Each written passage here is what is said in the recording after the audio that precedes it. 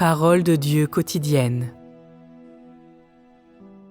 Les hommes des derniers jours ne voient que la colère de Dieu dans ses paroles et n'expérimentent pas vraiment la colère de Dieu. Depuis le temps de la création jusqu'à aujourd'hui, aucun groupe n'a joui autant de la grâce ou de la miséricorde et de la bonté de Dieu que ce dernier groupe. Bien que dans la dernière étape, Dieu ait accompli l'œuvre du jugement et du châtiment et ait accompli son œuvre avec majesté et colère, la plupart du temps, Dieu utilise seulement des paroles pour accomplir son œuvre. Il utilise des paroles pour enseigner, arroser, soutenir et nourrir. La colère de Dieu, entre-temps, a toujours été gardée cachée, et en dehors de l'expérience du tempérament colérique de Dieu dans ses paroles, très peu de gens ont personnellement connu sa colère. Autrement dit, pendant l'œuvre de jugement et de châtiment de Dieu, bien que la colère révélée dans les paroles de Dieu permette aux gens d'expérimenter la majesté de Dieu et son intolérance de l'offense, cette colère ne dépasse pas ces paroles. En d'autres termes, Dieu utilise les paroles pour réprimander l'homme, exposer l'homme, juger l'homme, châtier l'homme et même condamner l'homme. Mais Dieu ne s'est pas encore profondément fâché contre l'homme et a même à peine déchaîné sa colère contre l'homme en dehors de ses paroles. Ainsi, la miséricorde et la bonté de Dieu expérimentées par l'homme dans cette ère sont la révélation du véritable tempérament de Dieu, tandis que la colère de Dieu expérimentée par l'homme est simplement l'effet du ton et de la perception de ses déclarations.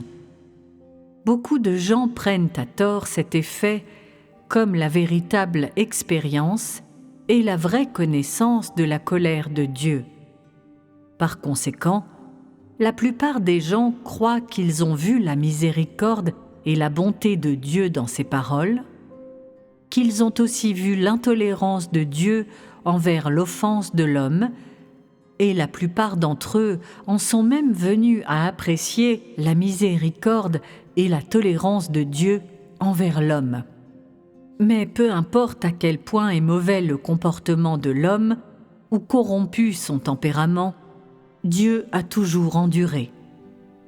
En endurant, son but est d'attendre les paroles qu'il a prononcées, les efforts qu'il a faits et le prix qu'il a payé pour obtenir un effet dans ce qu'il souhaite gagner. Attendre un résultat comme celui-là prend du temps et nécessite la création de différents milieux pour l'homme, de la même manière que les gens ne deviennent pas adultes aussitôt qu'ils sont nés. Cela prend 18 ou 19 ans et certaines personnes ont même besoin de 20 ou 30 ans avant de mûrir comme de vrais adultes. Dieu attend l'achèvement de ce processus. Il attend l'arrivée d'un tel moment et il attend l'arrivée de ce résultat. Et pendant tout le temps qu'il attend, Dieu est abondamment miséricordieux. Pendant le temps de l'œuvre de Dieu, cependant, un très petit nombre de personnes sont frappées et certaines sont punies à cause de leur grave opposition à Dieu.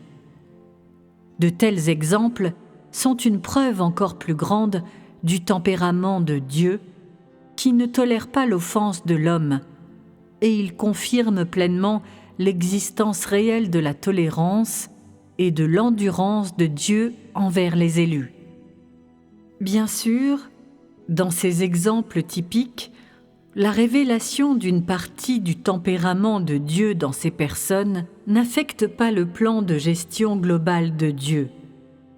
En fait, dans cette dernière étape de l'œuvre de Dieu, Dieu a enduré tout le temps qu'il attendait et il a échangé son endurance et sa vie pour le salut de ceux qui le suivent. Voyez-vous cela? Dieu ne change pas son plan sans raison. Il peut libérer sa colère et il peut aussi être miséricordieux. C'est la révélation des deux parties principales du tempérament de Dieu. Est-ce ou n'est-ce pas très clair? En d'autres termes, quand il s'agit de Dieu, du vrai et du faux, du juste et de l'injuste, du positif et du négatif, tout cela est clairement montré à l'homme. Ce qu'il fera, ceux qu'il aime, ceux qu'il déteste, tout cela peut être reflété directement dans son tempérament. De telles choses peuvent aussi être très évidemment et clairement vues dans l'œuvre de Dieu. Et elles ne sont pas vagues ou générales. Au contraire, elles permettent à tous de voir le tempérament de Dieu et ce qu'il a et est d'une manière particulièrement concrète, vraie et pratique. C'est le vrai Dieu lui-même.